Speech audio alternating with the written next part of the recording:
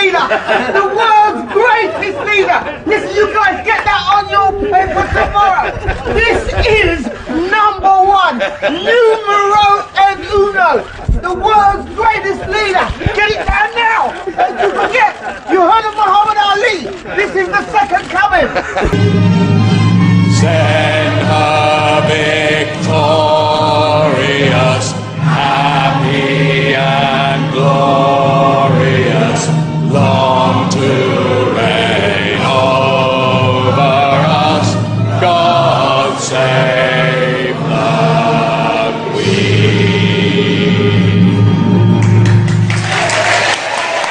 What started as a murmur in the pubs and clubs and wherever people congregate in this country is now beginning to reach a crescendo roar. And what people are saying is, get Britain out. And don't believe the newspapers who tell you, oh, well, of course, that the UKIP vote is just a splinter from the Conservatives. Oh, no, it isn't. We're reaching right into the hearts and minds of old Labour in the north of England, and that's because we're the only political party prepared to stand up and tell the truth. But there is a real and genuine threat. When ISIS say they want to flood our continent with 500,000 Islamic extremists, they mean it. And there is nothing in this document that will stop those people from coming. Indeed, I fear we face a direct threat to our civilization if we allow large numbers of people from that war-torn region into Europe. Well, the lessons are that we do, all of us, France and Britain and other European countries, we have a fifth column within our country. It's mercifully small, but it's there, and we need to be far more robust in terms of how we deal with radical preaching inside the mosques, and I think also in presenting, the vision of who we are as a country, what we stand for, to provide people perhaps with better alternatives. So I'm personally very keen to stop much of the funding that is coming for British mosques and into universities from Saudi Arabia. Look, lots of people have been warning over the last 6 months that if you are prepared to accept, you send that message, countless millions of people from over the Mediterranean and through the Western Balkans, that when ISIS say they will use this to flood the continent with their jihadists, they probably mean it. And I'm just amazed today that Monsieur Hollande and indeed Mr Juncker have made it clear that they intend to continue with a migrant policy which says that anybody that sets foot on EU soil can stay. And I think that is really very, very dangerously complacent. I think it's pretty clear that with Mrs Merkel having sent out the call for as many people to come as possible, with no checks, no vetting being done on people's backgrounds, that within a very short time many of the people coming to Germany will have German passports, EU passports, and can then come to Britain. And I think to protect national security, getting back control of our borders is absolutely vital, and we cannot do that unless we vote to leave the European Union. It was amazing. We had lunch, we sat outside on the terrace, and they wouldn't let me smoke. I said, what's the matter? Isn't the ceiling high enough? It was absolutely unbelievable. We are being controlled by Puritans who want us to live forever, so that we can preserve ourselves for those last few bonus years. Yeah. We're not saying smoking's good, we're not doing that. It's a symbol of getting the state off our back. Big government. I can't stand it. And I'm sorry, Mr Cox, but it is time people started to take responsibility for what's happened. Mrs Merkel has directly caused a whole number of social and terrorist problems in Germany. It's about time we confronted that truth. Exactly, there we are, there's the point. You see, that these leaders of Europe support Schengen. They support the total free movement of people without borders. And the free movement of people doesn't just mean the free movement of good people, it means the free movement of bad people as well. But Mrs Merkel made one of the worst policy decisions we've seen from a European politician in the last 70 years, when she unconditionally said in the middle of 2015, as many as want to come, can come. And there was no vetting, there was no checking, and there were people like me standing up for months ahead of that, saying we should not let our compassion imperil our safety and indeed our civilization. And I think, frankly, people like Mrs Merkel ought to take responsibility for what's happened. The UK and Europe safer to have a strong European Union. What's your response? Well, how can it be patriotic to give away the ability to make your own laws, to have your own courts being supreme, the ability to control your own borders, and to give everybody a passport that says on it European Union. Those wars so that we and the rest of Europe could be independent, democratic and free. And what is happening to us over decades, using the argument about trade, is we are losing our independence, we are losing our democracy, and become part of a club to which increasingly people feel angry and resentful. We see the far right and the far left growing in European politics. We see violence on the streets of Athens now on a regular basis. We're headed to a bad place, and I want to live in a Europe of democratic nation states cooperating and trading together. And if we vote for Brexit, we'll give the example to the rest of the continent too.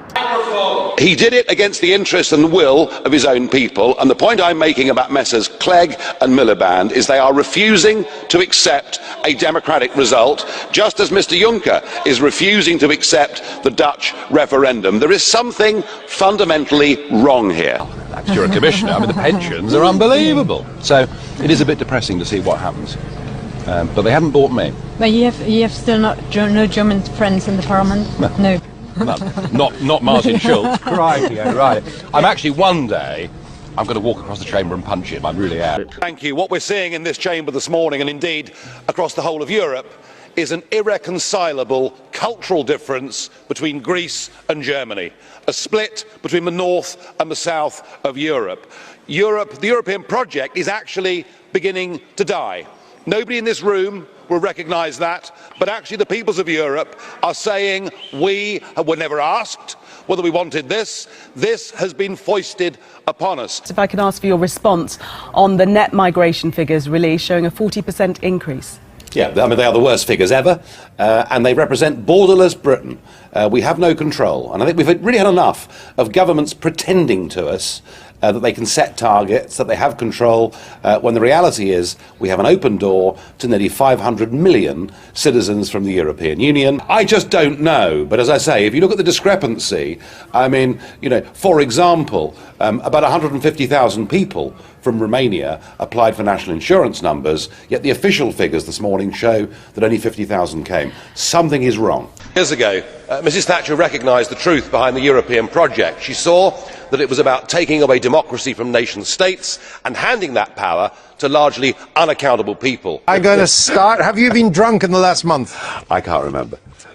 That's not a yes. That's not a yes or no. That's a yes. If you can't remember. Well, Mr Orban, not for the first time, you sit here as the democratically elected leader of a great nation, and you stand up and make a reasoned argument as to how the Hungarians do things and how actually there are different cultures within Europe. And you're prepared again and again to come back here and to be attacked and abused by non-entities who want Hungary to bow to their will and not to the will of the Hungarian people or its leader. And I'm beginning to wonder, at what point, sir, do you, as an intelligent man, stop banging your head up against a wall? In trying to control non-EU migration if you have no control over EU migration. Now we have a classic demonstration that membership of the EU is bad for British business. It affirms my belief that it's about time that my own country recognised that our interests are best served by not being a member of this club. Most people in the UK thought we joined a free trade area, but this crisis demonstrates it is anything but that. While the UK has obeyed EU law to the letter, other countries are running a cart and horse through the rule book. The level playing field is about as level as the decks of the Titanic after it hit the iceberg. Vote for us, put us into number 10, and we will give you, the British people, a free and a fair referendum. Independence and Democracy Group has tried to be helpful, positive and constructive right through this parliamentary term. Yes, because we've been providing the voice of opposition, and in a democracy, opposition is essential, it is vital. But sadly, as President Václav Klaus pointed out when he came here, you don't actually think there should be any alternative view, and as a result of that, your presidency has been marked by your deeply prejudicial manner in the way in which you've treated members of this House that have stood up and opposed the Constitution / Lisbon Treaty. Nigel Farage. Well, like all markets, housing is about demand and supply. One of the big problems we've got is we have to build a new house every 7 minutes in this country just to cope with current levels of migration. So a rapidly rising population has put massive pressure on house building in Britain. Reducing immigration helps, but it doesn't solve the problem. There is a chronic lack of housing. What UKIP proposes is a brownfield building boom. Let's establish a brownfield register. Let's help people with decontamination grants to build on that land. Let's offer incentives such as no stamp duty on properties that are built on brownfield sites.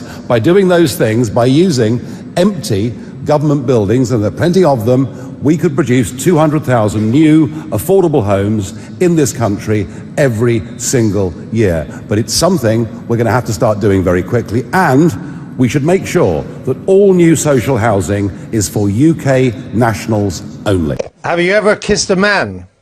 Not in that way, no. And carrying on from that is